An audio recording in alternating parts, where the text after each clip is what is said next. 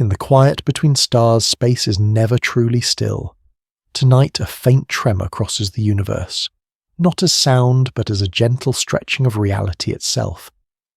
This documentary drifts through gravitational waves, through the slow spirals of merging worlds, and the calm after the final ripple fades.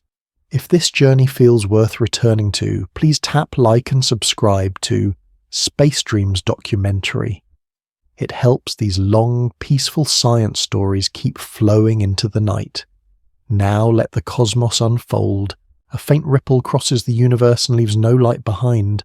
It changes distances for a moment, then releases them back into place. In that region, separation behaves like the spacing between tree rings that swells and tightens with moisture subtle and reversible. A cold molecular cloud drifts between sparse stars. Dust gathers into long filaments with soft edges and dark cores. The filaments hold steady for ages. Then a passing wave presses the pattern into a new geometry. One direction stretches. The perpendicular direction compresses.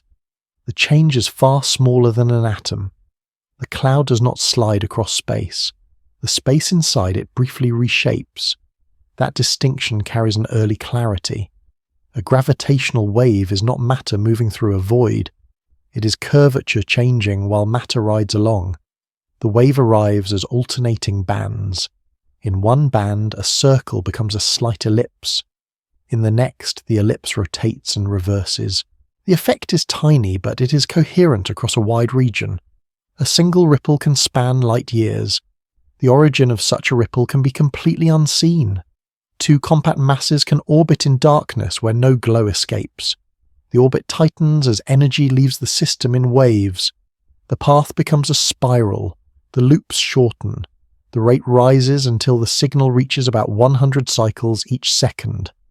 That pace resembles the wing beat of a small insect, fast and steady. The rising rate reveals how quickly the separation falls. A second scene forms around the pair.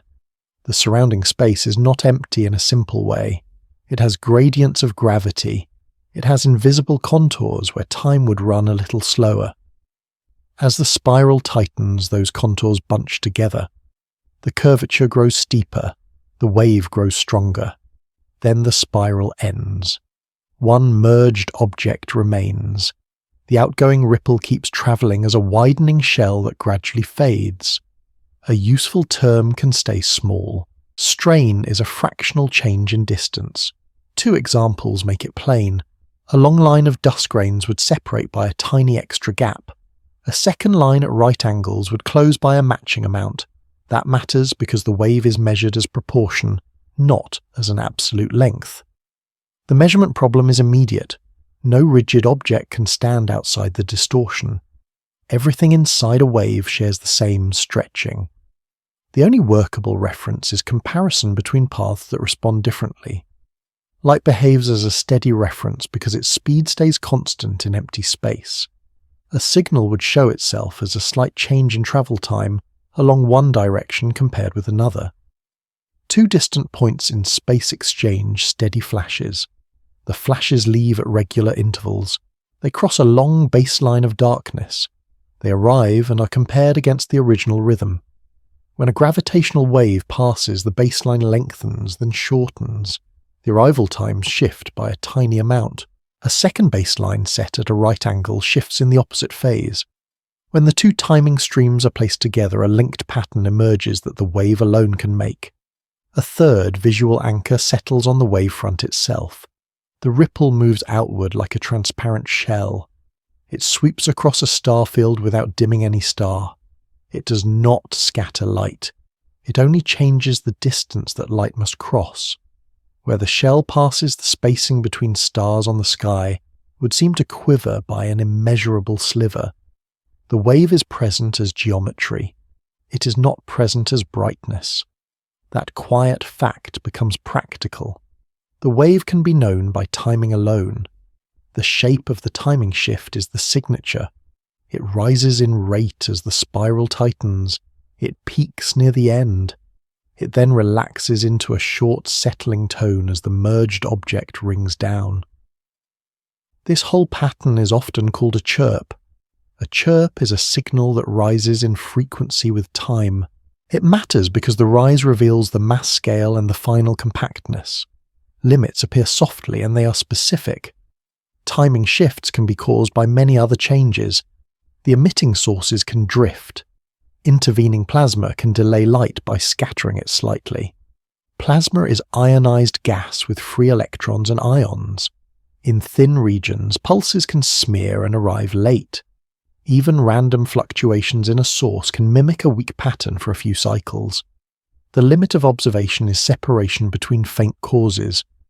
Confidence requires a waveform that persists and matches the expected evolution across many cycles. A further clarity follows from that requirement. A real gravitational wave does not choose only one direction. It links perpendicular baselines in a fixed relationship. When one path is stretched, the other is squeezed. When the phase flips, both flip together. This correlation becomes a filter against false patterns. It is not perfect, but it narrows the field of plausible explanations. The model has limits as well. The late spiral enters a regime where simple approximations break down. Strong gravity couples motion and time in non-intuitive ways. Spin can tilt the orbit and smear the phase. Orientation can trade places with distance in the inference. The waveform carries answers, but some answers come as ranges. The picture is real, yet not perfectly sharp. Even with those limits, the reward is profound. The early slower part of the wave reveals the mass scale of the pair. The accelerating middle reveals how tightly bound the system becomes. The final ring reveals how compact the remnant is. These are not details painted by light. They are details written into space-time itself. A brief event can speak across billions of years. The scale shift returns to the molecular cloud. A distortion smaller than an atom can pass through a structure spanning light years. The cloud keeps its overall shape. The filaments keep their shadows and gradients. Only the separations breathe for a moment. From that quiet breathing, the next step is to define strain with more care. Then a sense of scale can settle into place. A distance can change without any object drifting through space. Strain means fractional change in length, not the change itself. A strain of 1 part in a million is like 1 extra snowflake in a drift of a million. The same fraction applies whether the span is a pebble or a light year. This matters because a passing wave is measured by proportion, not by raw size. In that region, a cold disk of dust circles a young star. Pale rings lie inside it like faint brush strokes. A darker gap cuts through the dust and forms a sharp edge. The edge holds a thin gradient from bright haze to deep shadow. A gravitational wave passes through the disk without lifting any grain. Space stretches along one direction for a moment. Space compresses along the perpendicular direction for the same moment. The disk does not slide. Only the distances inside it briefly breathe. The sharp ring boundary becomes slightly wider along one axis. Along the other axis it becomes slightly narrower. Then the roles reverse, and the boundary returns. A small clarity settles. A wave in space-time does not need a material medium. The geometry itself carries the ripple. A second scene slows into fine detail. Frost forms on a dark stone in still air. The frost grows into thin plates with straight rims. Each plate shows a bright border and a dimmer center. The spacing between plates widens. Then it narrows as temperature drifts. No plate jumps to a new place. The pattern remains while the gaps change. Strain behaves like that spacing change, but in the fabric of distance. It is a fractional breathing in separation. It touches gaps between grains. It touches gaps between clumps. It touches gaps between stars. The absolute change can be tiny at every scale, yet the fraction remains the same kind of information. Another payoff arrives in plain terms. If the fraction is known, the wave amplitude is known. This holds even when the length is unknown. That is why strain becomes the language of waves. Now the second core idea comes into focus. A gravitational wave stretches one direction while compressing the direction at right angles. The alternating pattern is not a global swelling of space. It is a squeeze and stretch that trades places as the wave passes. A third visual anchor forms as the wavefront crosses the dust disk. The disk edge looks like a circle drawn in soft chalk. For a moment it becomes a faint ellipse. The ellipse rotates as the pattern flips. The boundary never becomes jagged. It remains smooth, as if the wave were ironing the geometry rather than tearing it. At this distance, light behaves as a calm ruler, because its speed stays constant in empty space. A signal would appear as a change in travel time. A steady flash crosses a long path and returns on schedule. When the path is stretched, the return is slightly delayed. When the path is compressed, the return is slightly early. The change is not brightness. It is timing. Now a second route lies at right angles. Its timing shift runs in the opposite sense at the same moment. When one route is long, the other is short. When the first returns, the second also returns. Together they form a linked pattern that a uniform expansion cannot imitate. This unlocks a practical thought. A wave can be found by comparing two directions, not by watching one distance alone. A fourth visual anchor settles like a quiet grid. A loose star field lies behind a thin veil of gas. The gas has faint streaks that scatter light and soften contrast. Star points hold steady for long spans. A gravitational wave passes through the region. The separations between a few star points would oscillate by an immeasurable sliver. The sky would not brighten or dim. Geometry alone would quiver then settle.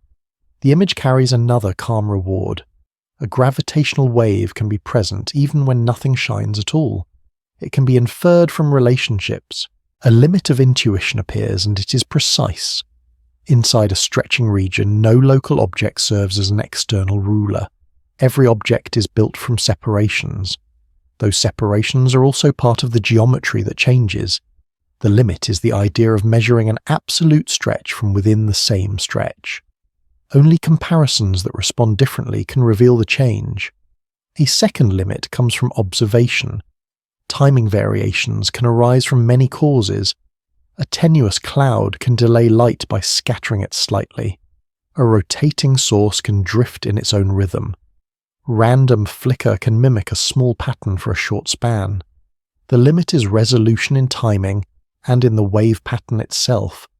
A real gravitational wave keeps coherence as its squeeze and stretch alternate in a specific sequence. The sequence persists across many cycles of the wave. If the match breaks, confidence breaks with it. A fifth visual anchor brings the concept back to cause. Two neutron stars orbit in darkness. The orbit traces a shrinking loop that tightens with each turn. Around them, curvature forms invisible contours. The contours crowd closer near the pair and relax farther out. As the orbit tightens, the crowding becomes steeper. The changing curvature becomes faster. The outgoing wave grows because the motion becomes more compact and more rapid. The wavefront expands outward as a widening shell. Its effect weakens with distance, yet its pattern remains. A gentle scale shift holds the mind steady. The breathing of frost gaps occurs on the scale of grains. The breathing of space-time can span light years across a wavefront. The passage lasts only a brief time at any one place. The travel lasts across cosmic ages. Another visual anchor slows to a soft boundary. A thin shell of gas expands from an ancient explosion.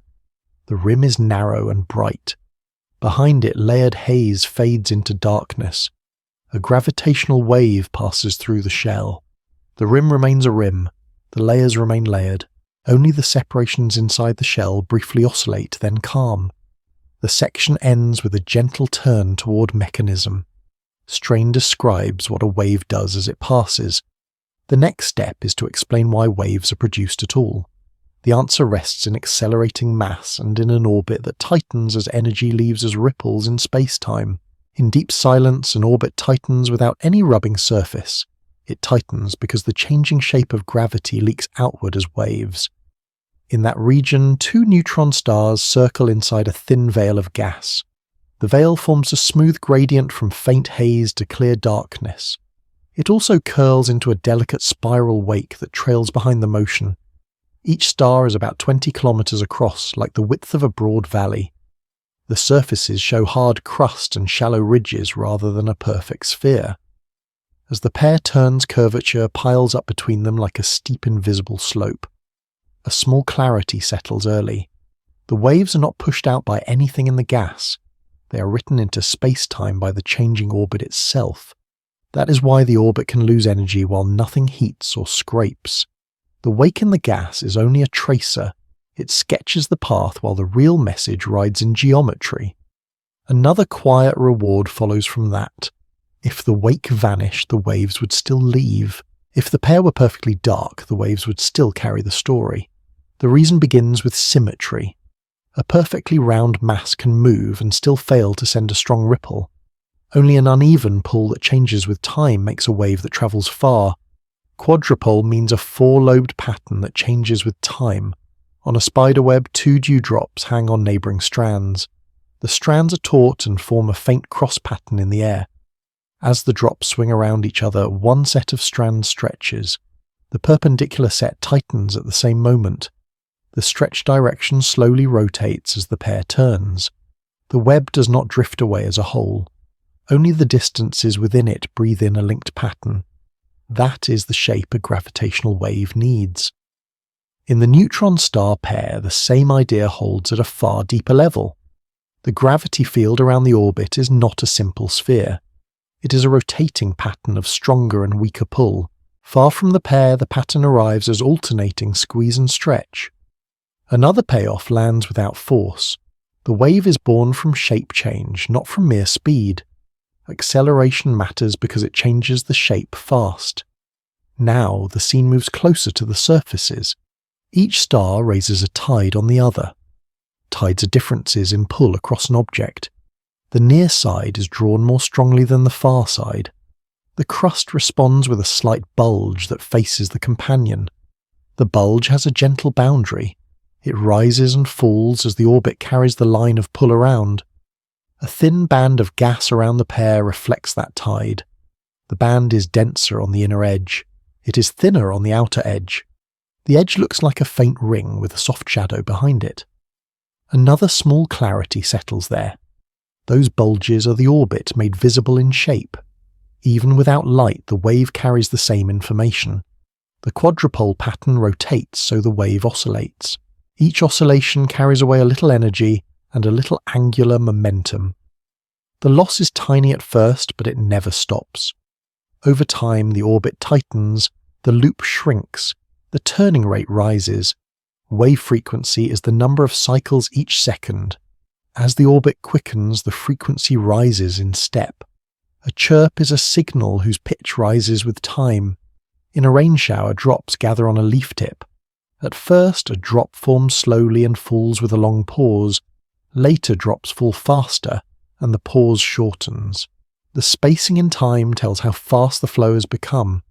In the same calm way, the spacing between wave peaks tells how tight the orbit is. Early in the in-spiral, the peaks are widely spaced. Later, they crowd closer together. Another payoff appears in that crowding. The rising pitch reveals the mass scale without any picture of the source. Mass sets how deep the curvature is. Curvature sets how fast the orbit can tighten before it breaks. A new visual anchor holds the final approach. The 2 stars are close enough that their tidal bulges become more pronounced. The ridged crust faces a narrowing gap of steep curvature. The surrounding gas shows 2 faint spiral arms. The arms trail behind like thin threads, smooth and continuous. Where the arms overlap, a slightly darker lane appears. It is a shadow of density, not a mark of light. Another small reward settles. The orbit stays orderly even near the end. That order keeps the wave pattern clean. Clean patterns can be recognized even when they are weak.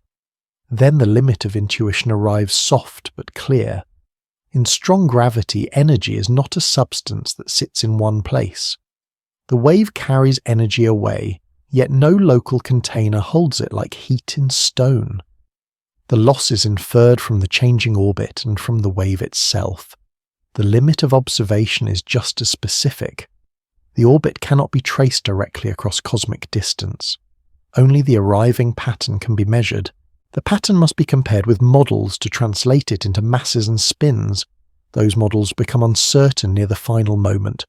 Spin can tilt the orbital plane and shift the phase. Orientation can trade places with distance in the inference. The waveform still speaks, but some answers come as ranges. Another payoff follows from that honesty. A full pattern across many cycles constrains the possibilities even when the end is complex. Now the scale shift widens and settles. The dewdrops swing on strands measured in millimeters. The neutron star orbit spans tens of kilometers. The wavefront that leaves expands until it can span light years. The loudest phase near the source can last less than a minute. The travel can last billions of years across expanding space. During that travel, the amplitude fades, but the sequence remains. In that persistence, the orbit leaves a signature that can outlive every local trace. The next step is to follow the ripple as it spreads and thins. From that thinning, a path opens toward the calm logic of detection. Far from its source, a gravitational wave arrives as an ordered change in distance. It arrives weaker because the wavefront spreads as it travels. In that region, a spiral galaxy hangs in darkness with a faint outer halo. The halo fades outward through a smooth gradient. Along one side, a thin arc of dust traces the edge like smoke caught on a breeze. The arc has a sharp rim. Behind it lies a soft shadow lane where starlight thins. A gravitational wavefront passes through that quiet boundary as a moving region of geometry. It is not a wall of material. It is a band where distance briefly stretches in one direction and compresses in the other. The band slides onward and leaves no debris. The dust arc does not tear. Its rim stays smooth. Only separations inside the arc breathe for a moment, then return. A small clarity settles there.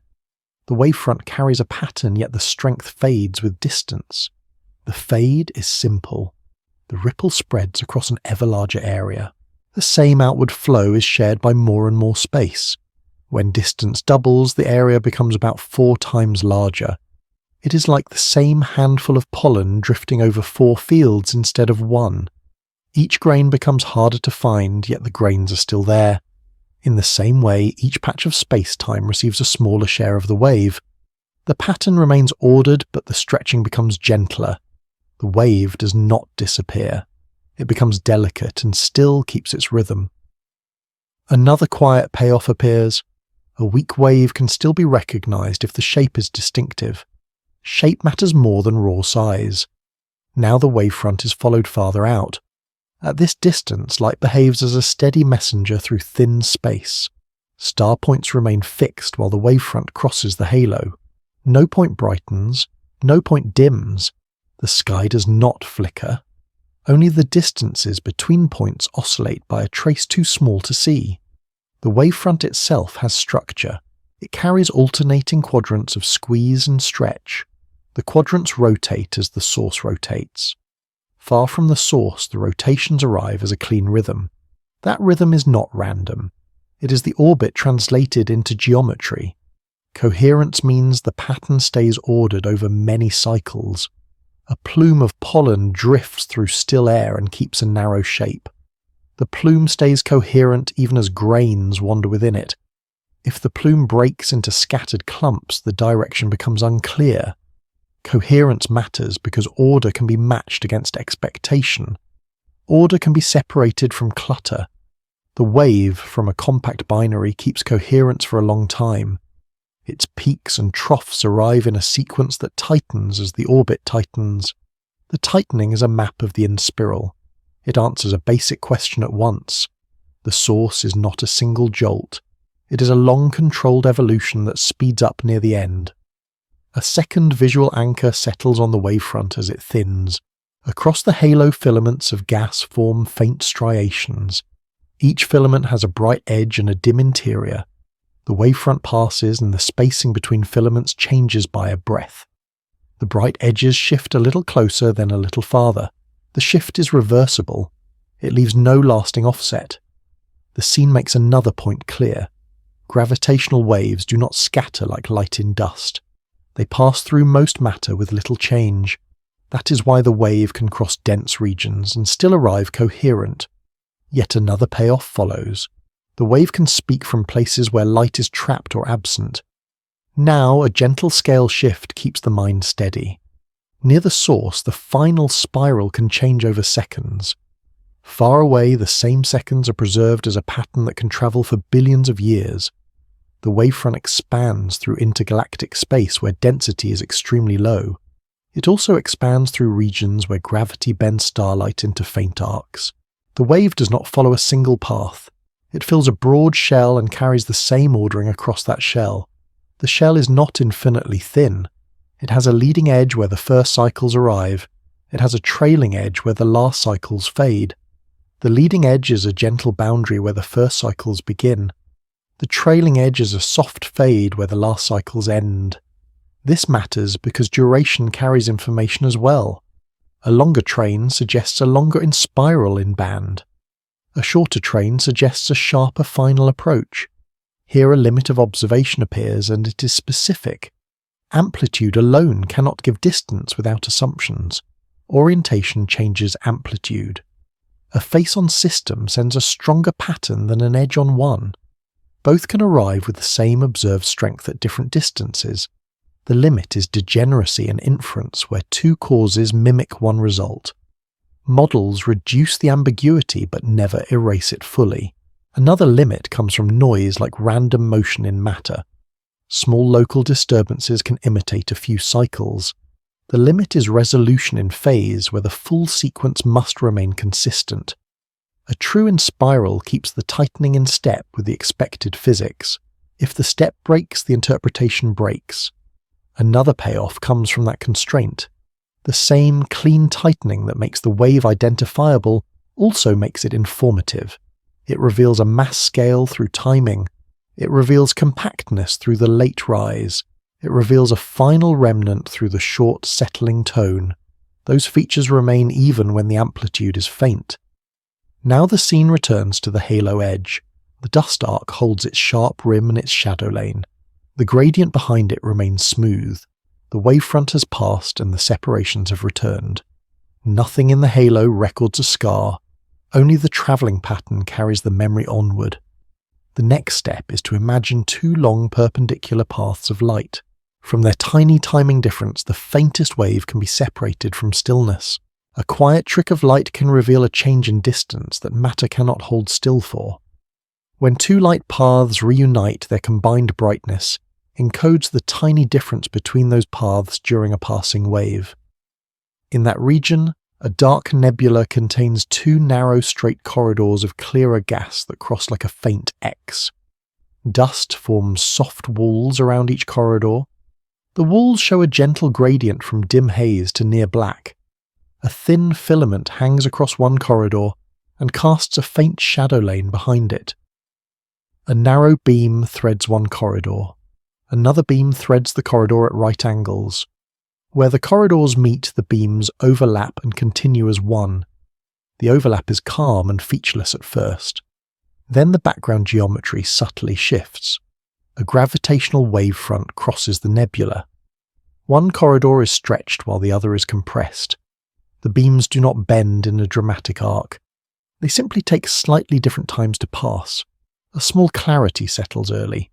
The effect is not measured by watching one path alone. It is measured by comparing two paths that respond in opposite ways. That comparison converts an invisible stretch into a visible change in the overlap. Interference is wave overlap that adds or cancels. In a tide pool, two gentle ripples meet at the same spot. When crests meet crests, the water rises a little higher. When a crest meets a trough, the surface flattens. The same rule holds for light waves. Two waves can add to make a brighter overlap. Two waves can cancel to make a dimmer overlap. That matters because brightness is easier to track than distance changes that are far too small. The nebular corridor becomes a slow visual anchor again. The dust walls remain still. The thin filament keeps its shadow lane. Yet the overlap brightness drifts through a faint cycle. It brightens, then dims, then brightens again. The cycle follows the wavefront, not the dust. Another payoff arrives with a simple answer. The light is acting as a ruler made of timing. Timing becomes brightness when two timings are compared. Phase becomes the next quiet idea. Phase is the position within a wave cycle. Two waves can be aligned in phase or offset. Alignment makes reinforcement. Offset makes cancellation. In a long canyon, two breezes enter from different mouths. If the gusts arrive together, a hanging mist sheet billows outward. If the gusts arrive out of step, the mist barely moves. Light behaves in the same way but on far shorter scales. A tiny delay shifts the phase relationship. The overlap then changes from bright toward dim, or the reverse. That is why a gravitational wave can be sensed as a phase shift. The wave does not need to shove the beam sideways. It only needs to change the effective path length differently in each direction. A new visual anchor forms in a cold ring of dust around a young star. The ring shows a sharp inner edge. Beyond the edge, a faint scattering haze fades into darkness. The wavefront crosses the ring plane. Along one axis, the ring edge is stretched slightly. Along the perpendicular axis, it is compressed slightly. The ring remains smooth. The edge stays a clean boundary, not a jagged tear. The geometry breathes, then it returns. The same breathing can happen to any two light routes that sample perpendicular directions. The reward is immediate. The wave announces itself as a timed squeeze and stretch, not as a glow. One number can stay gentle and safe. The strain can be about 1 part in a billion, like one extra bubble in a sea foam of a billion bubbles. The foam still looks like foam from far away. Yet in a careful view, one extra bubble changes the local pattern.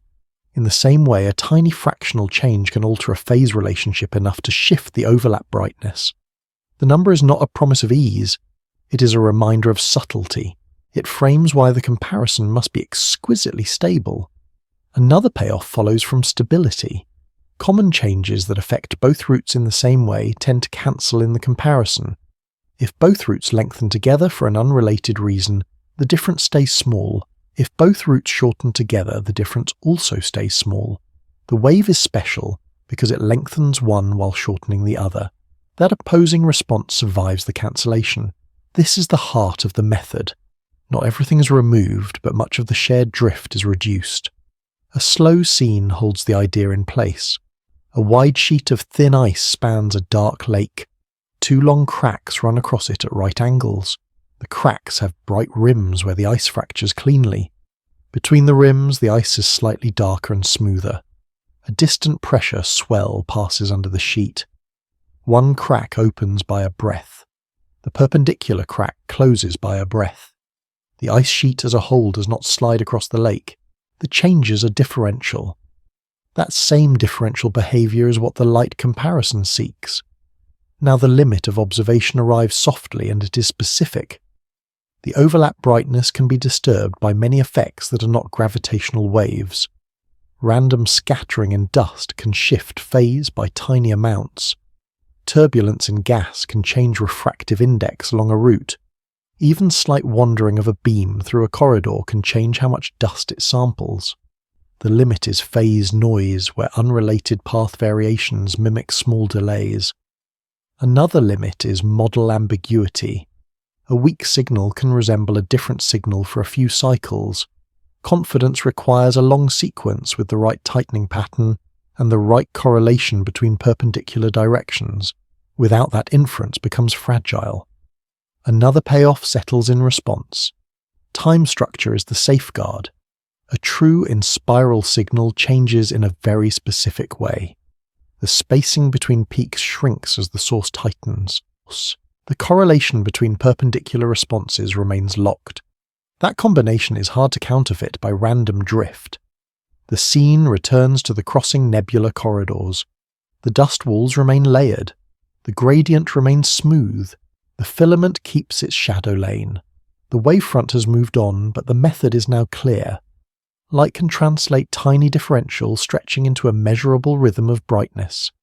The next step is to face the background motions that remain, and to learn how faint patterns are separated from them without forcing the story into sharp edges.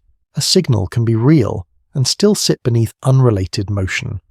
It becomes reliable when the same pattern appears where unrelated motion cannot coordinate. In that region, a massive cluster bends background starlight into a thin arc. The arc is bright along a sharp rim. It fades inward through a smooth gradient. A narrow, dark notch cuts across it like a quiet seam. A gravitational wavefront passes through the cluster's space.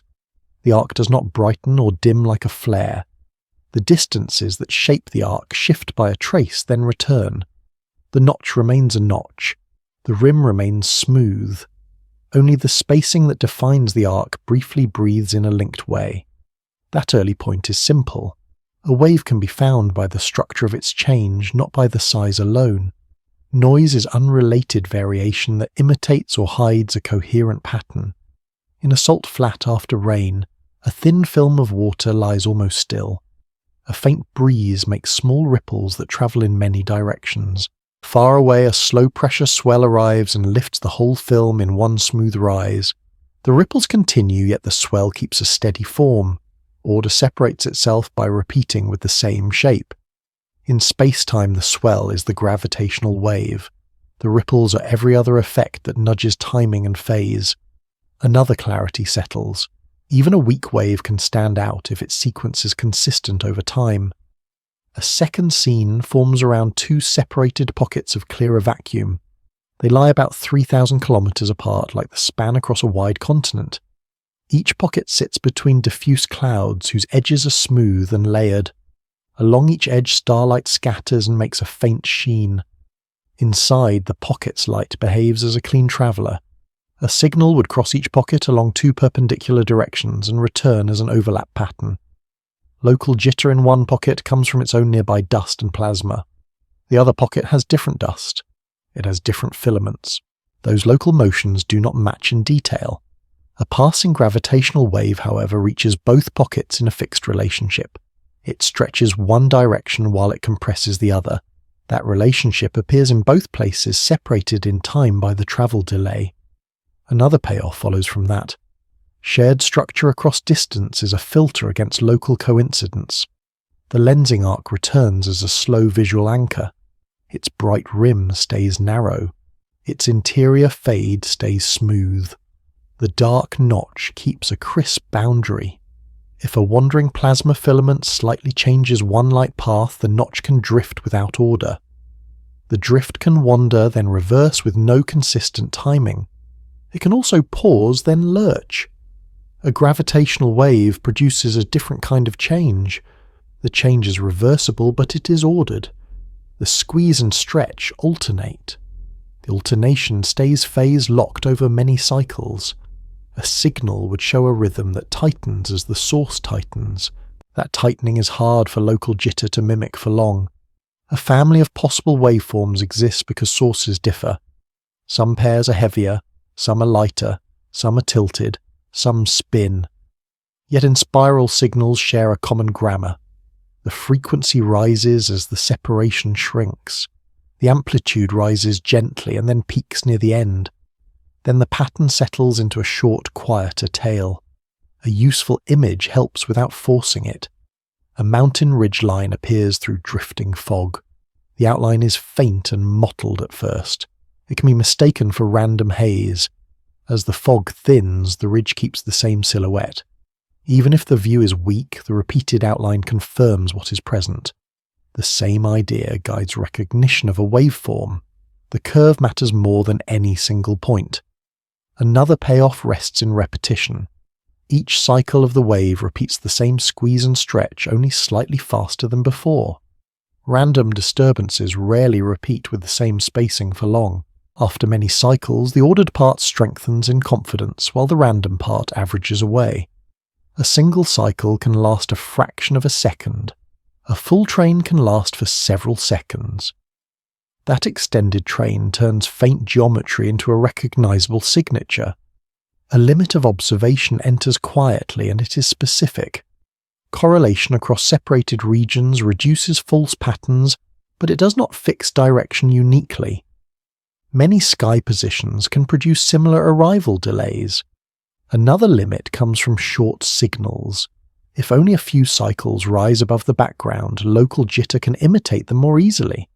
The limit is pattern length and phase resolution. Longer signals provide more checkpoints. Each checkpoint constrains the next. Short signals provide fewer anchors, so uncertainty widens. A third limit comes from imperfect models near the end. Strong gravity can shift phase through spin and orientation. Inference remains possible, but it often arrives as ranges rather than a single value. Another payoff follows from that restraint. A long coherent chirp can still narrow the ranges even when the end is complex. A third visual anchor slows into a comet tail far from its nucleus. The tail is a long sheet with fine striations. It has bright threads and dim gaps. Each thread keeps a smooth curvature. A passing wavefront would slightly change separations across the sheet. The striations would not tear. They would slide closer, then farther, in a pattern that mirrors alternating squeeze and stretch. Local disturbances in the tail also exist. Knots form and fade as plasma instabilities ripple through. Those ripples propagate with changing speeds and directions.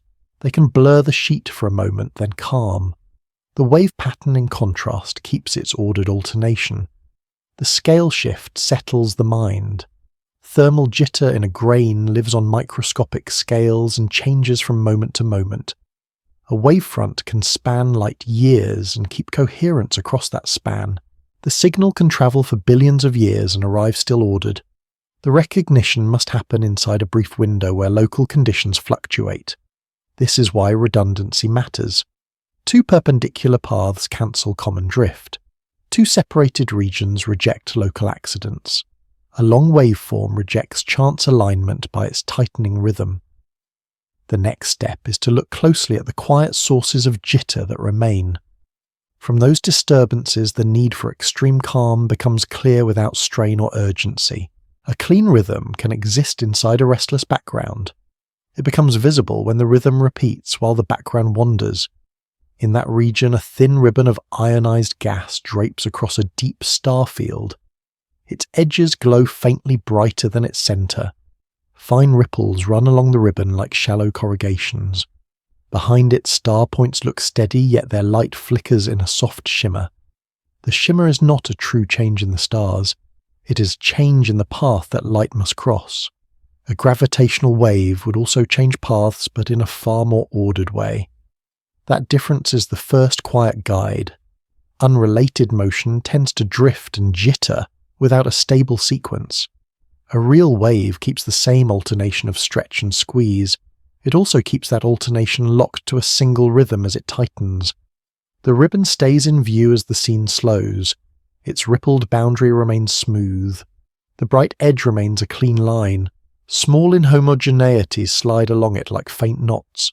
Each knot bends light slightly and then releases it. From one moment to the next, the shimmer changes its texture. A small clarity settles. If the shimmer changes randomly, stacking time can soften it. Random changes cancel when enough moments are combined. Ordered changes add when the same pattern repeats. Now the focus shifts from the ribbon to the light itself. Light behaves as a stream that can be compared along different routes. Two perpendicular routes can be joined into one overlap pattern. The overlap shifts when one route delays more than the other. Some delays come from geometry, such as a passing gravitational wave. Other delays come from the medium, such as the ribbon's ripples. Still other delays come from the discrete nature of light. A photon is a single packet of light energy. Packets do not arrive perfectly evenly. The arrival count jitters even when the average stays steady. A narrow crack in a cliff face lets snow fall through as a thin white stream. Some moments bring many flakes. Other moments bring fewer even in the same wind. That matters because the overlap pattern is built from counting and timing. When the count jitters, the measured phase jitters with it. A second quiet reward follows. The jitter shrinks when more packets are involved. About 1 million packets, like the stars in a dense globular cluster, makes randomness smoother. The average becomes steadier as the count rises. This does not remove every kind of disturbance. It reduces the part that comes from discreteness alone. In that region, the ribbon continues to ripple. Microscopic density variations move like slow waves along its length. Those variations act like tiny lenses. They slightly change the optical path from moment to moment. The change is small, but it is not always random. It can drift over longer spans. Here another clarity arrives. Fast randomness can be averaged down. Slow drift cannot be erased by averaging in the same way. Slow drift can masquerade as a long, gentle signal. This becomes one reason to rely on a waveform that tightens in time. A true in-spiral does not stay at one pace. It accelerates in a specific linked sequence. The sequence carries checkpoints. Each checkpoint predicts the next spacing of peaks. Each prediction narrows what can be mistaken for the same pattern. A new visual anchor settles on a thin sheet of dust in a galactic halo. The sheet is almost transparent. It shows faint striations like layered smoke frozen into bands. Each band has a sharp outer rim and a softer inner fade. As starlight passes through, the bands create a gentle glitter. The glitter shifts as the dust eddies change. A gravitational wave would not create glitter. It would create a coherent squeeze and stretch across the entire sheet. That coherence is a soft test. Noise tends to be patchy. The wave tends to be global across the sampled region. Two perpendicular routes tend to share many slow disturbances. A gentle expansion of the medium can lengthen both routes together. When both change together, the overlap difference stays nearly unchanged. This removes a large class of false shifts without any dramatic step. Only effects that treat the two directions differently remain prominent. A gravitational wave belongs to that remaining class by its very form. Now the idea extends across space as well. Two far separated regions sample different local shimmers and drifts. If the same tightening rhythm appears in both, coincidence becomes unlikely. Order that survives separation earns trust. Now a scale shift keeps the sense of proportion calm. The dust grains and plasma irregularities are tiny. They are measured in microns and centimeters. The wavefront that is being sought can span light years at once. The wave train can last seconds where it passes. The travel can last billions of years across expanding space. The sought change is a fractional breathing in separation. It is far smaller than the grain sizes that cause shimmer. Yet it is ordered in a way those grains cannot coordinate. A limit of observation appears and it is specific. At very low frequencies, slow drift in the medium can look like slow geometric change. The limit is bandwidth, where only a certain range of rhythms can be trusted.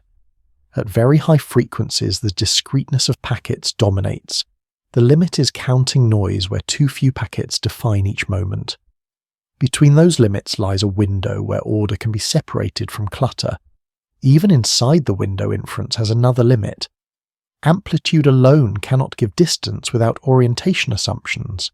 A faint signal can be distant or it can be unfavorably oriented.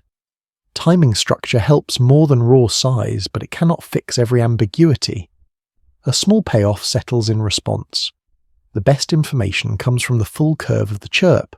The curve ties together frequency rise phase evolution and final settling. It leaves fewer degrees of freedom for noise to imitate. In that region, the ribbon of ionized gas thins and its glow fades. The star field behind it becomes cleaner. The shimmer softens, but it never vanishes entirely. The remaining jitter is the background against which a wave must be recognized. The next step is to describe how predicted wave shapes are used like quiet templates. From that matching, a faint chirp can be lifted gently out of the noise. A faint chirp can pass through a restless background and leave only a whisper of structure. It becomes visible when a predicted shape is aligned with the data and allowed to add coherently. In that region, a dark accretion disk circles a compact remnant with a narrow, bright rim and a deep central shadow. The rim holds a clean boundary. The brightness fades outward through a smooth gradient. A gravitational wavefront crosses the disk and changes no color. It only changes separations for a moment, then releases them. The disk stays flat. The shadow stays centered. Only the geometry that frames the rim briefly breathes. That quiet steadiness is the first anchor. The sought signal is a timed squeeze and stretch. Most other disturbances drift without that strict alternation. A template is a predicted wave shape for a given merger. In an ice cliff, thin sediment bands repeat across many layers. When two cliffs are compared, aligned bands stand out while misaligned bands fade. This matters because alignment turns a weak pattern into a stronger one without changing the background. In that region, light behaves as a steady traveller through long perpendicular routes. A signal would return as a slight phase shift between the routes. Many small effects can also shift phase. Plasma can change the effective path by scattering. Discrete light packets can add random timing jitter. Those effects do not usually tighten in the same way a real inspiral tightens. A real inspiral carries a grammar of acceleration. The spacing between peaks shortens in a linked sequence. The sequence is the reason a template helps. If the data are multiplied by a matching shape and summed over time, the matching parts reinforce. The mismatching parts cancel. Another calm payoff arrives.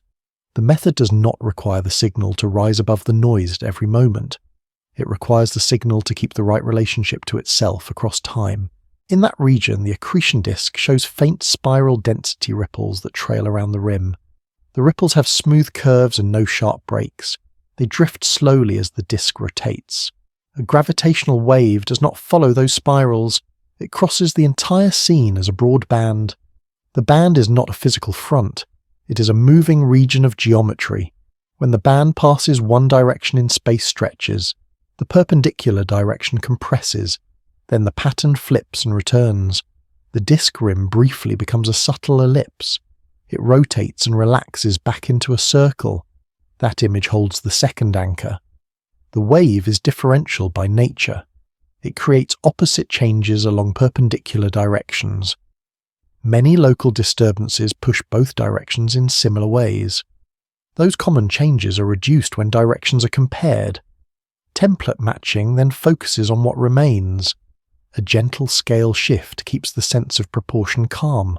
The final signal might last about 10 seconds, like a drifting leaf taking 10 seconds to stop spinning in a quiet eddy. In those seconds, the wave completes many cycles. Each cycle is another chance for reinforcement. If a cycle is misaligned, it subtracts instead of adding. This produces another small clarity. The best match is the one that keeps phase alignment across the entire train. Phase is position within a repeating wave cycle. If alignment is kept, the summed result grows steadily. If alignment drifts, growth stalls and then fades. This is why even a very weak chirp can be pulled from clutter. The chirp carries a continuous tightening that provides many checkpoints. Each checkpoint constrains the next. Noise rarely obeys that linked constraint for long. In that region, a thin cloud sheet lies between two star groups. The sheet has a scalloped edge and a soft interior haze. Its edge shows a brighter rim and a dimmer behind it. The sheet shifts and curls over time. The starlight passing through it flickers with small irregular changes. That flicker can look like a signal for a moment. It can even show short runs of apparent rhythm. Yet the rhythm does not tighten with the strict sequence and in spiral demands. A template that expects tightening will fail to follow the clouds wandering. The mismatch becomes visible as a loss of coherent build-up. Another payoff lands without sharpness. False patterns are rejected not by a single test, but by the inability to stay aligned across time. Now the method deepens with a new quiet idea. Many templates are needed because mergers vary. Some binaries are heavier, some are lighter, some are nearly circular, some have slight eccentricity, some carry spin that tilts the orbital plane. Each difference bends the phase evolution in a distinct way. The data can be compared against a family of predicted shapes. The best match is the one that produces the strongest coherent sum. This does not mean the match is perfect. It means the match is the most consistent among the options. Here a limit of observation appears and it is specific. The family of templates cannot cover every possible reality. If the true source has features not included, the match weakens and the inferred parameters bias. Another limit comes from degeneracy. Different combinations of distance and orientation can yield similar observed amplitude. Phase evolution helps, but it cannot always break the tie. A third limit comes from brief signals. When only a short stretch is in band, fewer cycles exist for reinforcement. The limit is pattern length. Less pattern yields wider uncertainty. These limits are not failures. They are boundaries of inference under weak information. Another calm reward follows from accepting boundaries. Even when amplitude is ambiguous phase, evolution is difficult to counterfeit. The tightening rate encodes the mass scale. The late shape encodes compactness and spin effects in a softer way. The final settling encodes the remnant's nature through its damping. Damping is fading of oscillations over time. A bell struck in still air rings, then quiets. A disturbed spacetime remnant also oscillates and then relaxes. That matters because the fade time depends on how compact the remnant is. In that region, the accretion disk remains steady in outline while the shadow stays deep and round. The rim's sharp edge continues to define the scene. A passing wave leaves no scar, yet the timing comparison carries a trace. Template matching turns that trace into a detectable rise in coherence. The signal emerges as a smooth curve rather than a jagged jump. With a matched curve in hand, the next step is to translate the curve into masses and spins. That translation unfolds softly in the next section. A waveform carries a story even when the source remains unseen. Its timing curve encodes the masses and spins that shape the final spiral. In that region, a dense globular cluster hangs like a pale ember against deep black. Its core is compact and bright. Its outer halo fades through a smooth gradient into emptiness. A faint tidal stream peels away from one side as a thin curved ribbon. The ribbon has a sharper edge on one flank and a softer haze on the other. A gravitational wave passes through this scene without stirring any star. The cluster does not shift across the sky. Only separations inside the wavefront briefly stretch and compress, then return. The signal that arrives elsewhere is only a timed pattern of squeeze and release. From that pattern, mass can be inferred because mass sets how quickly the tightening proceeds. The first clue sits in the chirp. The spacing between peaks shrinks as the orbit shrinks. That shrinking is not arbitrary. It follows a smooth rule set by gravity itself. A small clarity settles early. The rate of tightening is a scale for the mass combination of the pair. A useful term can remain small. Chirp mass is the mass combination that sets in spiral speed. Two examples make it plain. A heavier combination spirals faster at the same frequency. A lighter combination spirals more slowly and spends longer at lower pitch. That matters because the timing curve becomes a direct handle on mass without any image. The visual anchor returns to the cluster's tidal ribbon. The ribbon is long and thin. It curves gently around the cluster, like a strand pulled from cloth. Along its length, faint clumps appear as bead-like brightings. Between the beads, the ribbon fades but remains continuous. The beads drift along the curve on long time scales. The curve itself holds steady for ages. In the same calm way, the waveform holds a curve of phase and frequency. Phase is position within a repeating cycle. Frequency is cycles per second. A real and spiral ties phase and frequency together in a linked sequence. If the sequence is tracked, the mass scale is constrained. About 1,000 cycles can pass before the final plunge, like 1,000 small ripples crossing a tide pool in steady order. Each cycle acts as a checkpoint. Each checkpoint limits how much the curve can wander and still remain real. Another payoff arrives in the idea of accumulation. One cycle carries little information by itself. 1,000 cycles carry a full contour. The contour is difficult for random disturbances to imitate. Now an everyday analogy holds the mechanics gently. A smooth stone rests inside a broad natural basin. The stone begins near the rim and circles slowly. As it loses height, it circles faster. The path tightens into a smaller loop near the center. Nothing pushes the stone from outside. The basin shape guides the motion. In that analogy, the basin is gravity's landscape. The tightening loop is the inspiral. The rising circling rate is the chirp. The curve of that rise depends on how steep the basin is. In the real system, steepness is set by mass and compactness. A second visual anchor forms closer to the source. Two compact objects orbit within a low-density cavity. Around the cavity, a shell of gas shows layered brightness. The inner layer is sharper and brighter. The outer layer is softer and dimmer. The layers form a smooth gradient outward. The orbit is unseen, yet the wave carries its timing. The chirp mass sets how quickly frequency rises through each layer of timing. A heavier chirp mass produces a quicker climb. A lighter chirp mass produces a slower climb. Another payoff follows. The timing curve alone can distinguish broad classes of systems. A long, slow climb suggests lower masses. A short, steep climb suggests higher masses. The inference is not a guess. It is a consequence of how gravity radiates energy. Now the second core concept enters quietly. Spin is how fast a compact object rotates. Two examples keep it grounded. A rotating object can slightly alter the orbit's stability. It can also shift the phase evolution by small amounts near the end. That matters because the late waveform carries fine structure beyond mass alone. Spin does not need to be extreme to leave a trace. It leaves its mark by changing how the orbit precesses and how the final approach proceeds. Precession is slow turning of an orbit's orientation over time.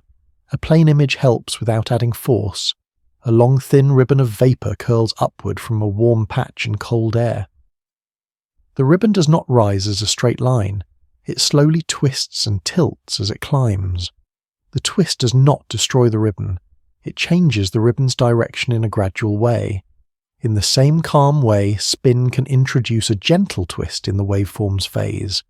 The peaks arrive slightly earlier or later than a non-spinning template would expect. Over many cycles, those tiny shifts accumulate into a measurable offset. Another payoff arrives from accumulation again. A single late cycle can be ambiguous. A long sequence can reveal a consistent drift that matches a spinning model better than a non-spinning one. The globular cluster halo returns as a steady backdrop. Its gradient remains smooth.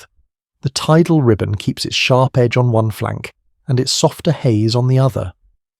The wave that passes through such space is not changed much by matter. It keeps coherence. That coherence is what allows subtle spin effects to remain readable after long travel. A scale shift settles the mind again. Spin is set in a region only tens of kilometers across. The wavefront expands to span light years. The pattern then travels for billions of years. A tiny phase bias can survive that journey, because it is a relationship between peaks, not an absolute mark on matter. Limits appear softly and they are specific. The waveform must be compared with models to infer chirp mass and spin. Models are strong during the early inspiral where gravity is gentler. Models become less certain near the end where gravity is strongest. The limit is accuracy of late phase prediction. Another limit comes from degeneracy. Different combinations of spin and orientation can produce similar phase changes. The limit is that multiple parameter sets can fit within the same uncertainty band. Another limit comes from distance. A weak signal can be distant or unfavourably oriented. Timing reveals masses more robustly than distance, but distance remains less precise without additional information. These limits do not remove the value. They set the width of the answer. Another quiet reward follows.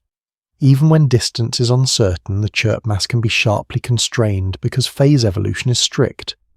Even when spin is less precise, its presence can be suggested by consistent late phase shifts. The scene returns to the cluster's tidal ribbon. The beads remain aligned along the curve. The curve remains continuous. In the same calm way, the waveform remains a continuous curve of timing. It carries a mass scale in its rise. It carries a hint of spin in its late drift. The next step is to follow the final moments where the chirp ends and the remnant settles. in that settling compactness becomes visible as a gentle fading tone. The peak of a merger is a moment when shape becomes soundless. In that moment, the system stops being two bodies and becomes one black hole that relaxes into stillness.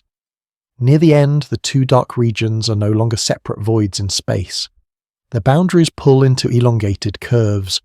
The gap between them narrows into a tight corridor where gravity steepens fast. Paths that once loop are forced to bend inward. The surrounding glow of thin gas is warped into narrow arcs of brightness. The arcs slide and stretch as the last orbit tightens. A small payoff appears here. When the orbit can no longer hold the idea of two centers ends at once, a single boundary forms around both masses while motion still continues inside. Event horizon is the boundary beyond which return is impossible.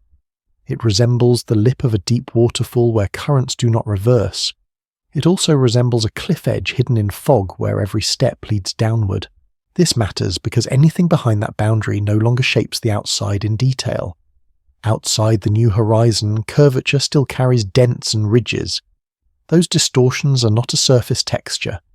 They're uneven slopes in the gravitational field around the remnant.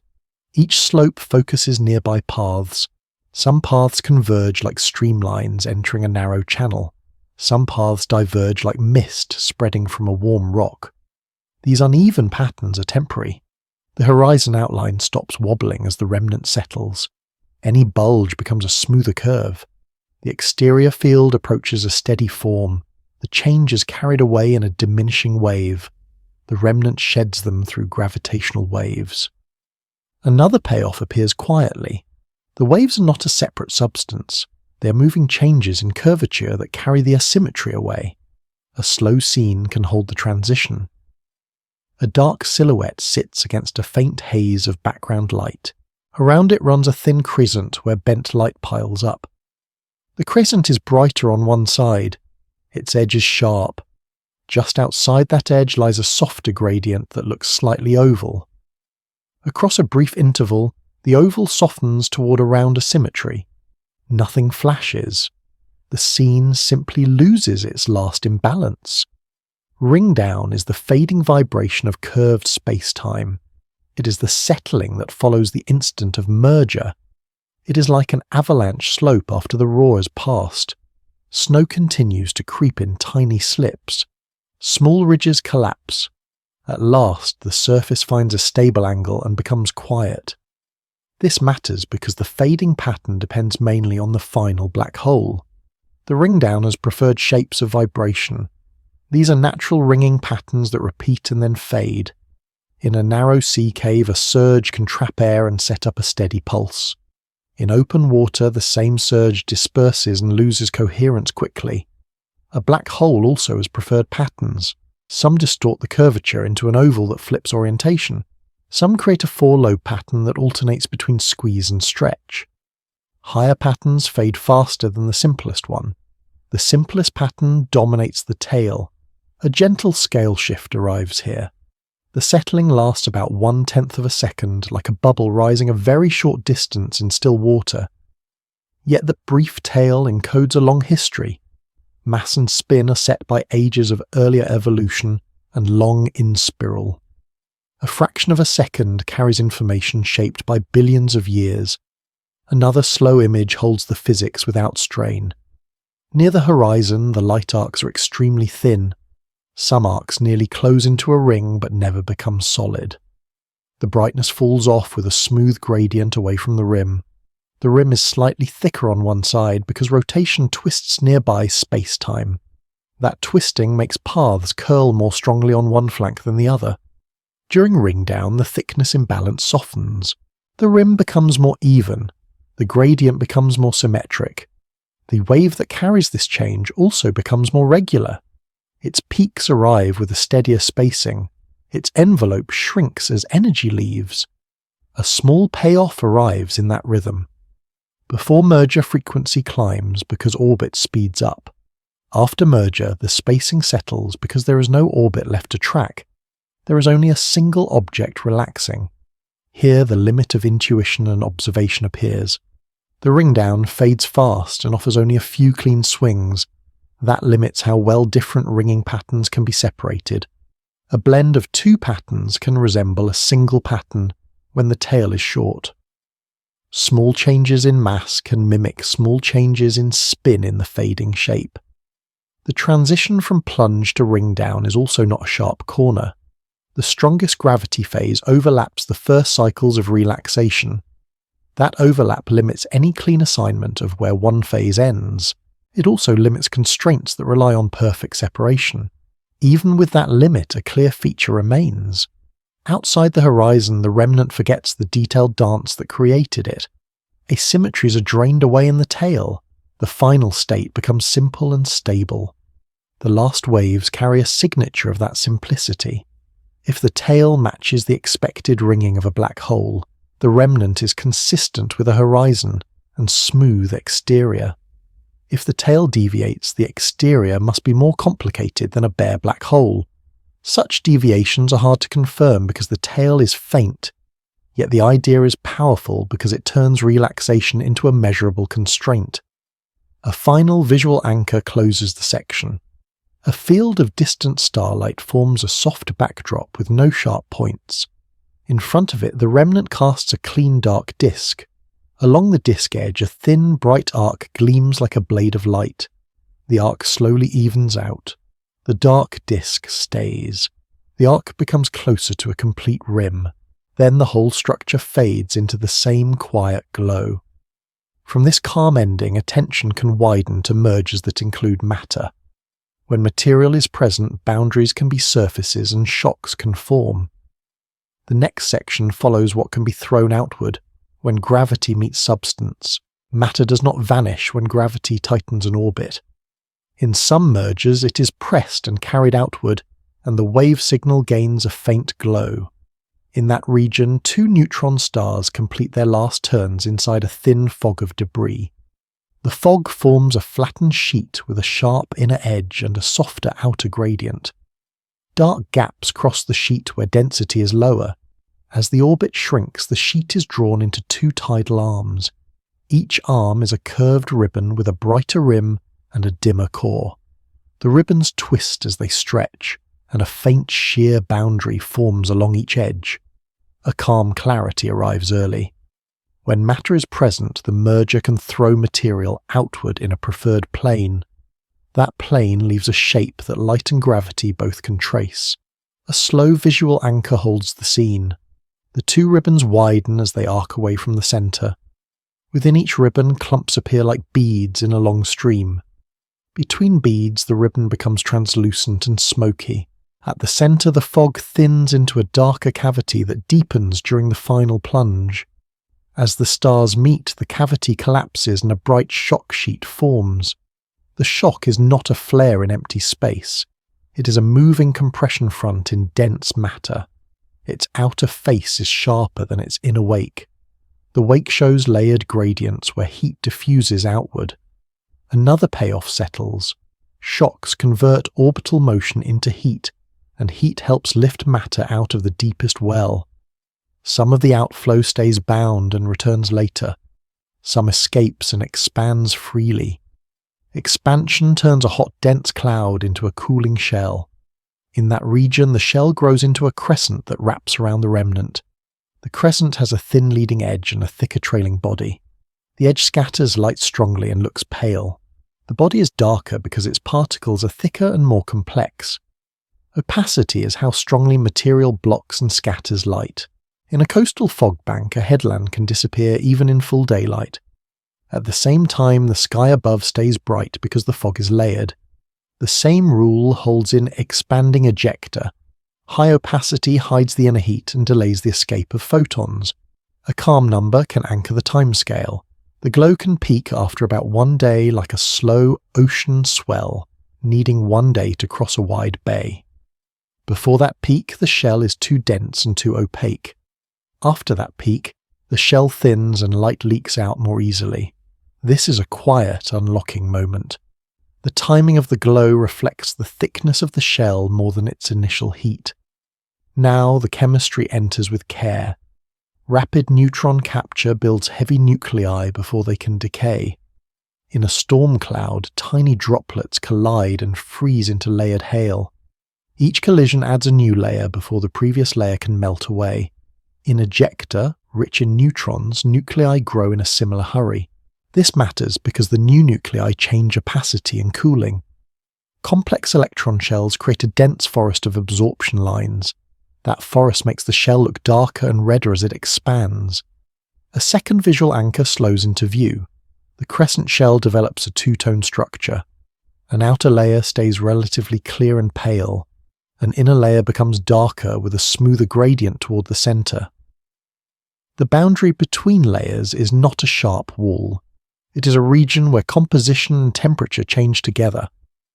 Another payoff follows from this layering. Different layers can release light on different schedules, producing a broad and gentle light curve. The gravitational wave signal is brief. The glow evolves on hours to days. That scale shift is part of the gift. A fast chirp fixes masses and orbital geometry.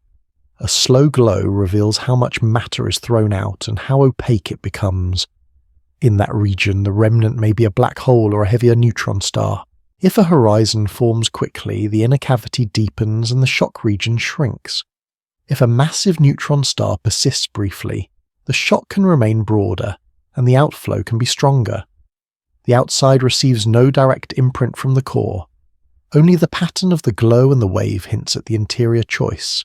Here the limit of inference arrives softly and it is specific. Opacity depends on uncertain nuclear details and on mixing between layers. A brighter glow can mean more mass in the shell, or lower opacity in the same mass. A redder glow can mean heavier nuclei or simply cooler temperatures. The limit is degeneracy, where different conditions mimic the same light curve. Another limit comes from geometry. If most ejecta lie in a thin plane, many directions see less of the bright outer layer. The same event can look dimmer or brighter depending on viewing angle. Even with these limits, a quiet reward remains. The combination of a wave chirp and a delayed glow narrows what is plausible.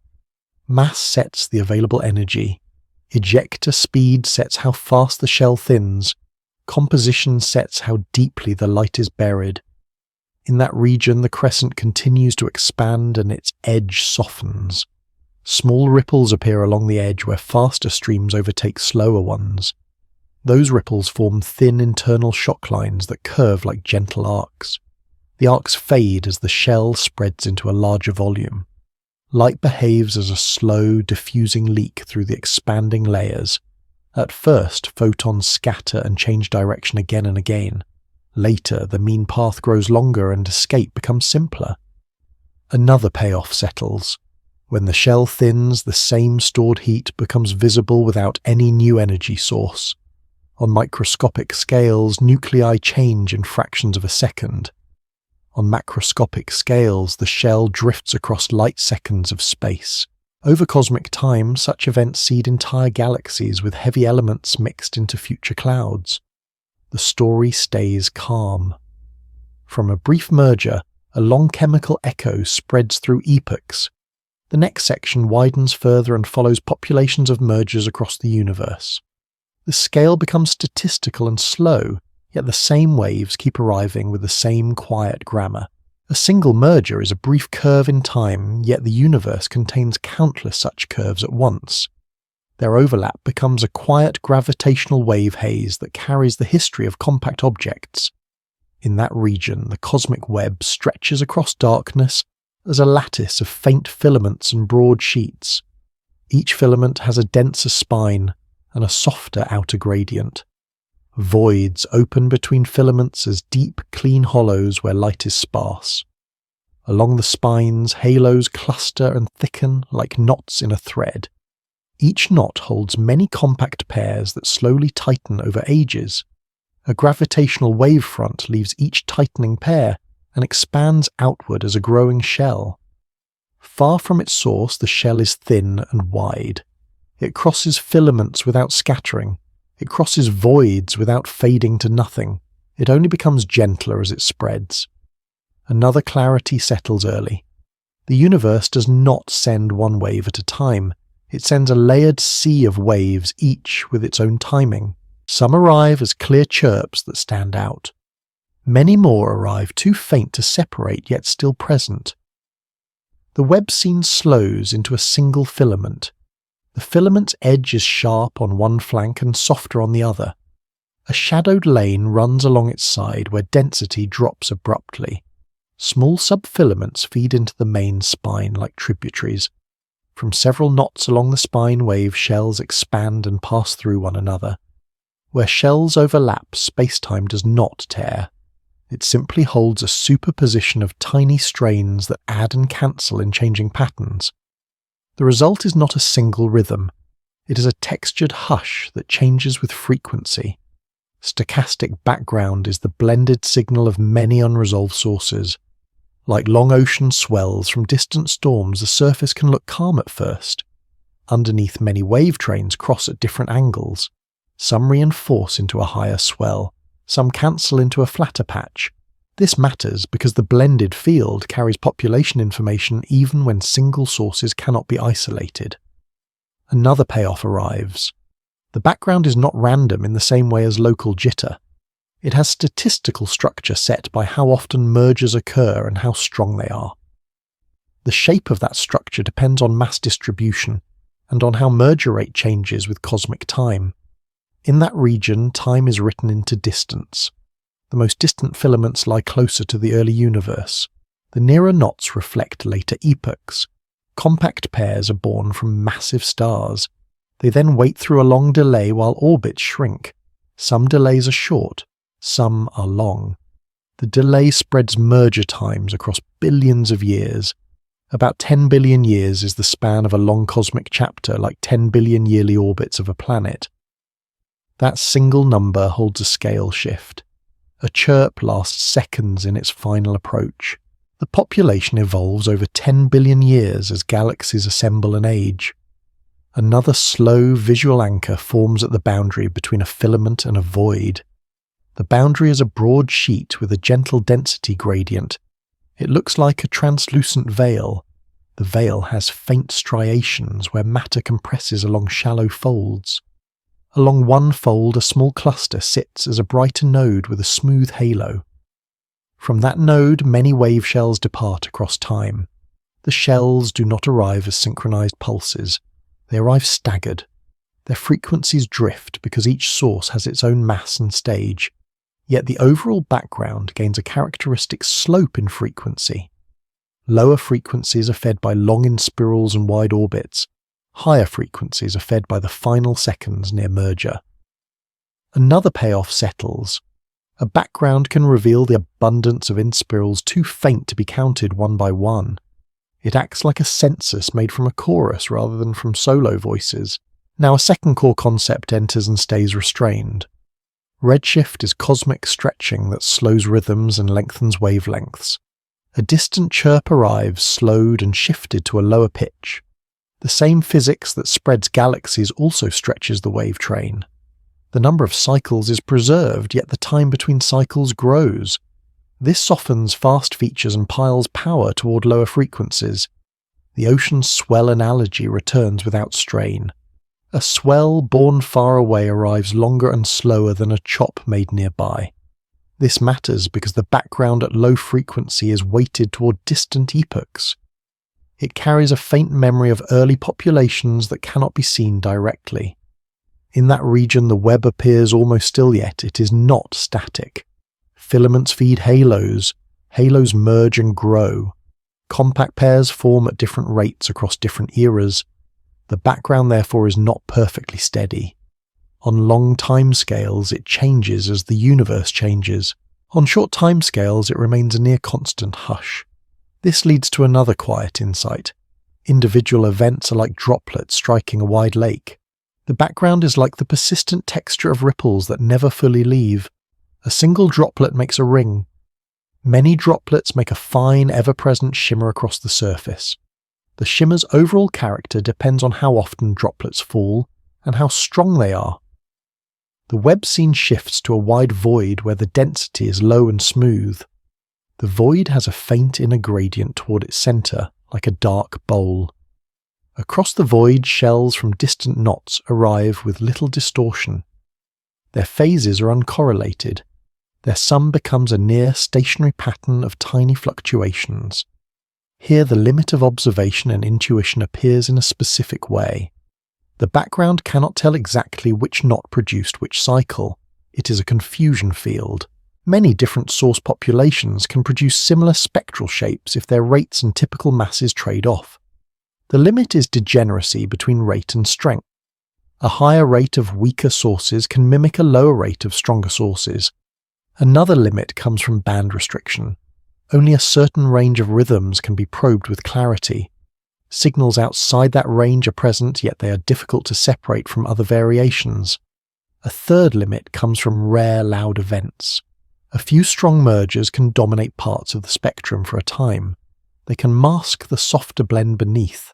The blend still exists, but its estimate widens. These limits soften claims rather than erase them. The background can still constrain broad possibilities. Another payoff follows from the constraints that remain. The combined field ties together multiple observables. The resolved chirps give direct samples of masses and spins. The unresolved background gives the integrated contribution of many more systems. When both are consistent, a coherent population picture emerges. In that region, the filament boundary veil shows a subtle fold that sharpens into a ridge. Along the ridge, the cluster halo is slightly elongated.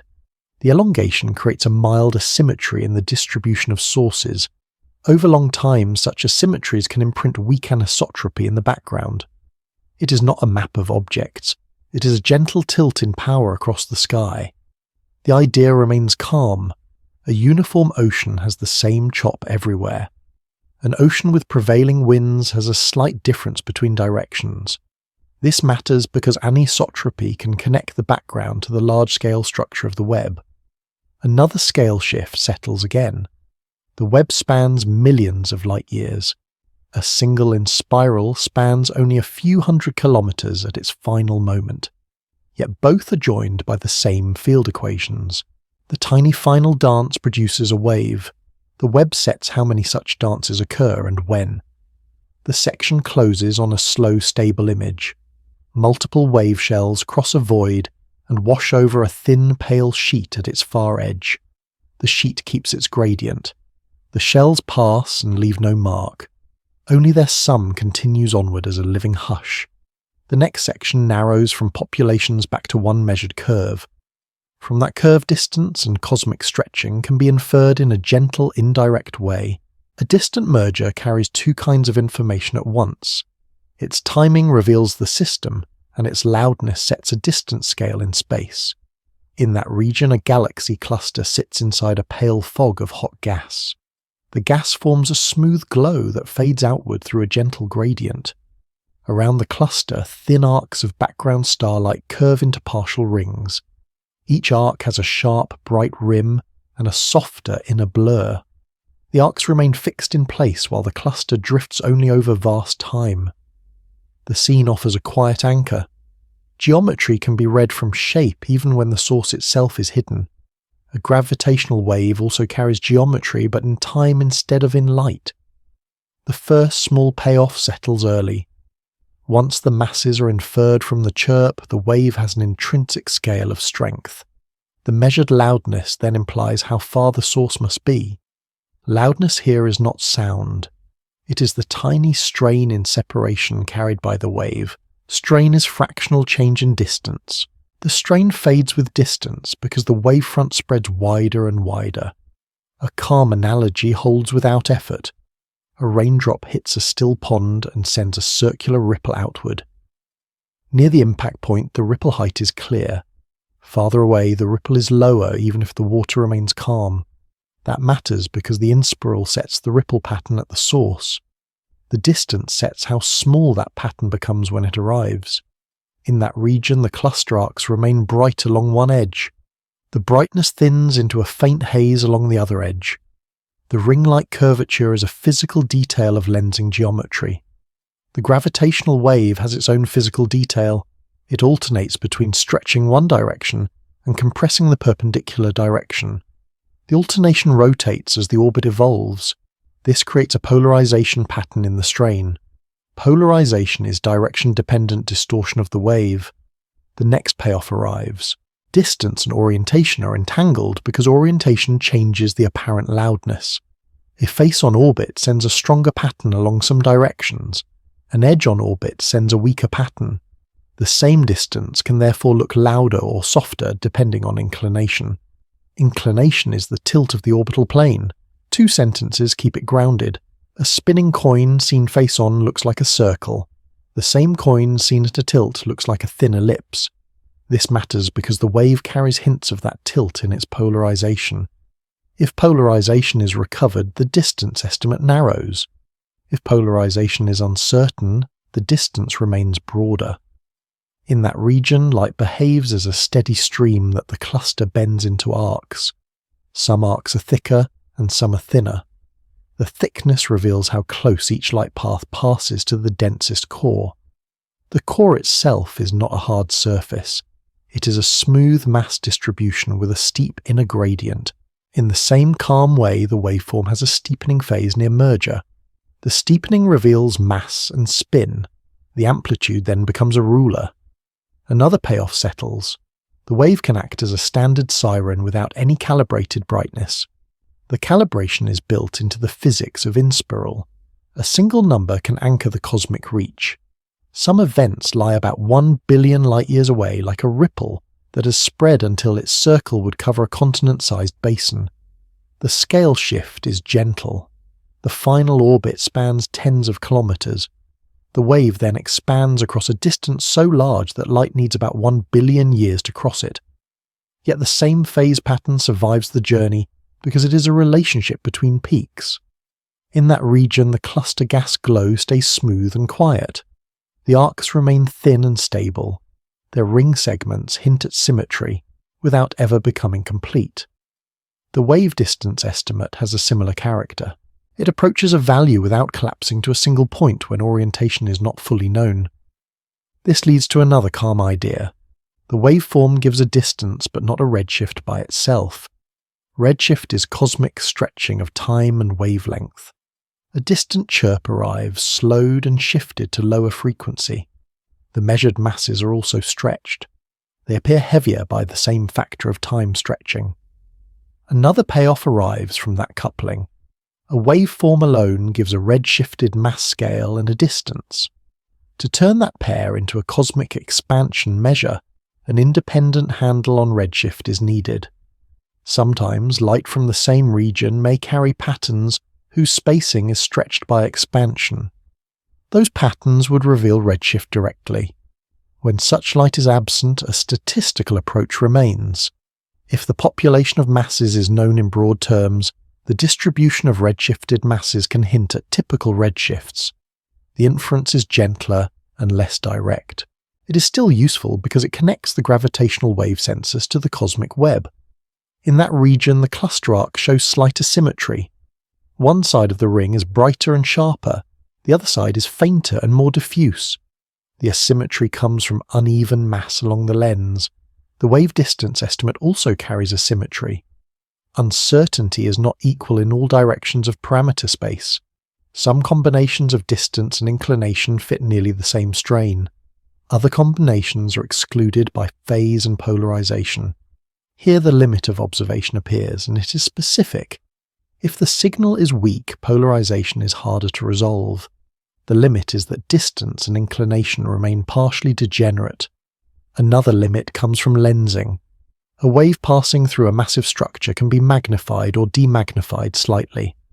The limit is that the inferred distance can be biased if lensing is strong and unrecognized. A third limit comes from model accuracy. Small mismatches in late phase can shift the recovered inclination, and therefore the distance. The boundary is not dramatic, but it is real. Even with these limits, a quiet reward remains.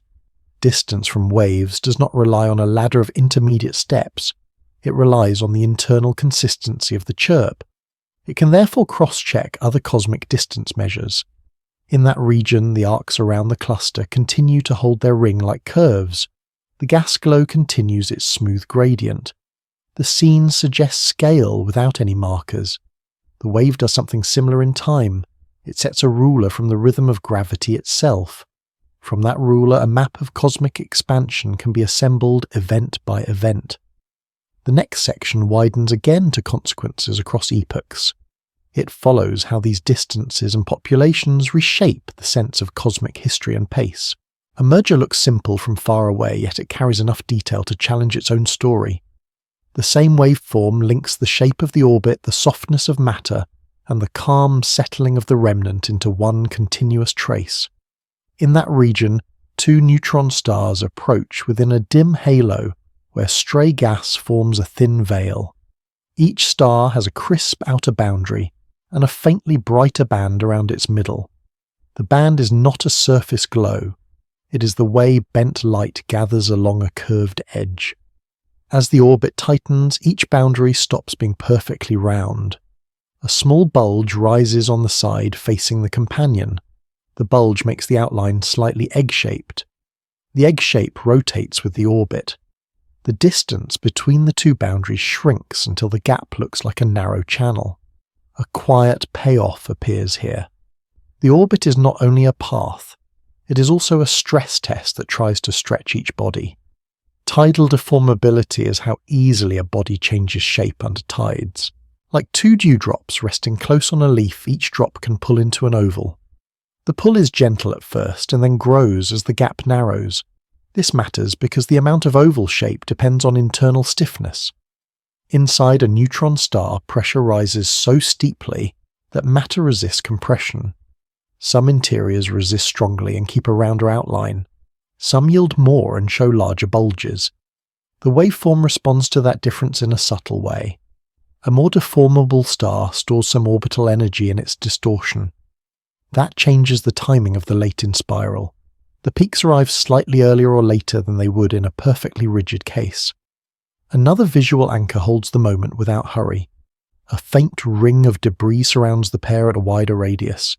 The ring is thin and flat. Its inner rim is sharper than its outer fade. As the stars orbit, the ring shows a weak spiral ripple. The ripple is a density wave in the debris. It forms a curved ridge and then smooths out behind it. The ridge is not dramatic. It is a soft arc that turns once and then dissolves. A small payoff settles. The spiral ripple shows that tides act on everything nearby, not only on the stars themselves. Now a safe scale is placed gently. Each neutron star is about 20 kilometers across, like the span of a wide thundercloud. That compact size makes the tidal test extreme. A body that's small holds a mass comparable to a star, yet it keeps a sharp boundary in a short radius. The bulge height is tiny compared with the diameter. Even so, the effect on timing can accumulate across many cycles. A scale shift arrives. The distortion is measured in fractions of a second in the waveform. The cause is pressure and density on microscopic scales inside matter. The same pressure is shaped by particles packed closer than atomic nuclei. The result is carried outward across light years as a changing rhythm. Another payoff arrives in plain language. A latent spiral that runs slightly faster suggests a softer star. A latent spiral that stays more rigid suggests a stiffer interior. The waveform is therefore a probe of matter, where no light can emerge. The section stays calm by keeping the detail physical. The star boundaries show curvature gradients. The bulges create a steeper slope toward the inner gap. Near that gap, the gravitational field changes faster with position. Paths of nearby light bend more strongly there. The bending creates a thin, bright crescent between the stars. The crescent has a sharp outer rim and a softer inner haze. As the orbit tightens, the crescent narrows and brightens. Then it flickers into a blur as the boundaries rush together. Another visual anchor arrives about a page turn later. After contact, the merged object becomes a thick rotating mass with a bright equatorial belt and darker polar regions. The belt looks like a luminous ring pressed against a darker core. Around the belt, thin layers shear past one another. The layers form striations that wrap like bands on a fast-rotating planet. The bands are not clouds. They are density and temperature gradients inside hot matter. This leads to another quiet unlocking moment. The same stiffness that controls tidal bulges also controls how long a massive remnant can resist collapse. A stiffer interior can support a heavier remnant for longer. A softer interior can yield sooner. The consequence appears not as a loud flare but as a change in how quickly the system becomes simple. If a horizon forms quickly, the bright belt vanishes behind a clean boundary. If a massive neutron star persists briefly, the belt and its bands can continue to swirl and radiate energy into the surroundings. The waveform changes too. The post-merger phase can carry higher frequency structure when a neutron star survives. It can fade into a smoother tail when a black hole forms promptly. Here the limit of observation and intuition appears with a clear edge. The post-merger structure can sit at frequencies that are hard to capture cleanly. The limit is bandwidth and sensitivity. When the high-frequency part is weak, it blends into other variations and becomes difficult to separate. Another limit is modelling. Small differences in microphysics can shift the predicted frequencies of the remnant oscillations. That makes interpretation less sharp even when the signal is present. The waveform still offers a way forward. It links the inspiral tides to the aftermath in the same event. Another payoff follows from that link. If the inspiral suggests a very stiff star, yet the aftermath suggests immediate collapse, the combination is hard to reconcile. If both suggest the same stiffness class, the story becomes consistent. The section then turns to the other half of the self-tests. After the most violent moment the remnant settles, the settling appears as a fading pattern that depends mainly on mass and spin. The exterior field loses extra bumps and becomes smooth. The horizon, if present, forms a boundary where detail stops leaking outward. This is not a mystical act. It is a geometric property of a region from which return paths do not exist. A soft visual anchor holds the calm tail. A dark central disk sits against a diffuse background glow. Around it, a thin, luminous rim appears where light bends into a tight arc. The rim is slightly thicker on one side because rotation twists the nearby curvature. Over the settling phase, the thickness asymmetry shrinks. The rim approaches a more even ring. The background glow becomes less distorted. Another payoff arrives. The late-time tail can be compared with the earlier inferred mass scale. The early chirp fixes a mass combination that governs the inspiral. The late tail is set by the final mass and spin. If the two parts agree within a consistent transformation, the event behaves like a merger into a compact remnant with a simple exterior. If they disagree strongly, the exterior must be more complicated. Here the limit is also specific. The tail is faint and short. Only a few clean cycles may rise above the quiet floor. That limits how well subtle deviations can be confirmed. It also limits how many separate settling patterns can be separated. Even so, the basic consistency check is robust because it uses broad features rather than fine ones. A final scale shift softens into place. The last few cycles occupy a fraction of a second. The constraints they carry reach back through stellar evolution and through the assembly of galaxies across billions of years. The same event ties nuclear scale stiffness to cosmic scale history. The section ends with a gentle transition. The wave trace is a single line in time, yet it can be read as matter geometry and history at once. The next section lets the line fade into a wider quiet. It follows what remains when the universe is treated as a long, slow field of ripples rather than a sequence of events. A single event ends, yet the universe does not become silent. The last section rests on the idea that many small ripples overlap into a steady background. In that region, intergalactic space looks almost empty at first. Then faint filaments emerge. They form a web of thin strands and darker gaps. Each strand has a soft core and a fading edge. The glow is uneven. It thickens where strands meet and thins along long bridges. The web remains nearly still on short timescales. It changes over spans measured in billions of years. A quiet payoff arrives early. Gravitational waves do not only arrive as isolated chirps. Many distant mergers overlap in time. Their combined strain becomes a low, persistent hum of space-time distortion.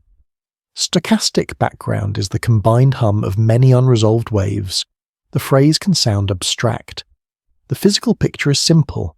Countless wavefronts cross the same region from different directions. The peaks and troughs rarely line up. The result is a gentle shimmer in the distances between free-falling points. The shimmer is not chaotic in the usual sense. It is statistical. Its character depends on how often mergers happen across cosmic history. A visual anchor settles again. Along one filament, the glow shows a faint gradient from one end to the other. The gradient hints at changing density. Around the filament, light from far galaxies stretches into thin streaks. Each streak has a bright inner rim and a softer outer blur. The streaks bend around invisible mass. The bending has smooth curvature rather than sharp corners. A small payoff follows. The same mass that shapes filaments also hosts the compact binaries that later merge. The background therefore traces the large-scale structure indirectly. It is an imprint of where compact objects form and how they gather. The background also carries a time signature. Distant events arrive redshifted. Their rhythms are slowed by cosmic expansion. Redshift is stretching of time during long travel. A wave emitted with a fast cadence arrives with a slower cadence.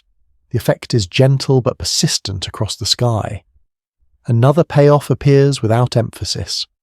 Because redshift depends on distance, the background spectrum encodes a weighted history of mergers. Nearby events contribute less to the deep background because they are often resolvable. Far events contribute more because they blur together. The sky becomes a layered record. Some layers come from relatively recent epochs. Other layers come from much earlier times. A single number anchors the scale shift. The observable universe spans about 14 billion years of cosmic time, like a landscape shaped by slow erosion through many seasons. The background samples that span in a smeared way. It does not point to a single moment. It spreads contributions across long eras. In that region, a filament meets a node where several strands converge. The node looks thicker and brighter. Its boundary is not a hard edge. It is a smooth fall-off into surrounding darkness. The node is surrounded by a faint halo with a wide gradient. The halo has subtle asymmetry. One side extends farther before fading. The physical detail matters. A background also has shape. It can be nearly uniform. It can also show slight anisotropy, meaning direction-dependent intensity. Anisotropy is direction-dependent strength of the background. The idea stays calm through imagery. A field of tall grass under steady wind shows ripples that are never identical across the field. Some patches bend a little more, some patches bend less. The wind is the same. The structure beneath shapes the response. That matters because the background is shaped by the cosmic web. It is not only a property of gravity, it is also a property of distribution. Another visual anchor arrives in a slower register. Far from the bright node, the filament thins into a thread. The thread twists slightly. It shows a gentle curve like a drifting ribbon of mist. The mist has a layered look. The inner layer is denser. The outer layer is more diffuse. The layering suggests depth along the line of sight. A payoff follows. Overlapping waves also create layering in frequency. Some frequencies are dominated by certain kinds of binaries. Others are dominated by different masses and eras. Low frequencies collect long-lived-in spirals that take ages to sweep upward. Higher frequencies are fed by shorter, sharper late phases. The background is therefore a map in frequency space. It is not a picture in the usual sense. It is a distribution of power across rhythm. The calm story has a boundary of understanding. The limit of observation is specific. Individual signals overlap so strongly that separation becomes ambiguous. The limit is confusion. When many waveforms occupy the same band, small changes in one can be absorbed by another. Another limit comes from calibration of quiet noise floors in any measurement. Even with perfect theory, a weak background can hide beneath other fluctuations. A further limit comes from modelling populations. If merger rates over time are uncertain, the inferred background history broadens. These limits do not remove meaning. They shape what can be claimed. Another payoff arrives in the face of that boundary. Even a broad detection can constrain the overall abundance of compact mergers. It can rule out histories that are too loud or too quiet. It can also reveal whether the universe contains additional sources beyond compact binaries. Some early universe processes could generate long wavelength backgrounds. The statement remains soft because details are uncertain. The key point is structural. The background is a census, not an anecdote. It summarizes many events at once. The section adds one last concept that rests gently. Memory is a permanent tiny offset left after the wave. The idea is subtle. A passing wave can leave distances shifted by an almost unimaginably small amount. It is like sand after a retreating tide. The tide withdraws. A faint ridge remains as a new baseline. That matters because memory links transient motion to lasting geometry. It is a reminder that spacetime can carry not only oscillation but also residue. In that region, the filament web remains visible as a delicate lattice. Dark voids sit between strands like calm basins. The basins are not empty. They are simply less dense. Light passes through them with fewer bends. The lensing streak straightens slightly there. The physical picture settles into stillness. Gravitational waves fit into the same calm. They are not separate from the structure. They pass through it. They are shaped by distance. They are coloured by redshift. They are added together into backgrounds. They are read as mass and stiffness and geometry. The arc across the script resolves in a simple place. A ripple in space-time is a messenger of motion. It is also a measure of scale. It connects the smallest dense interiors to the widest cosmic web. The final transition remains gentle. The remaining ripples spread out and thin. The web holds its quiet gradient. The next moment is only continuation, slow and steady without urgency.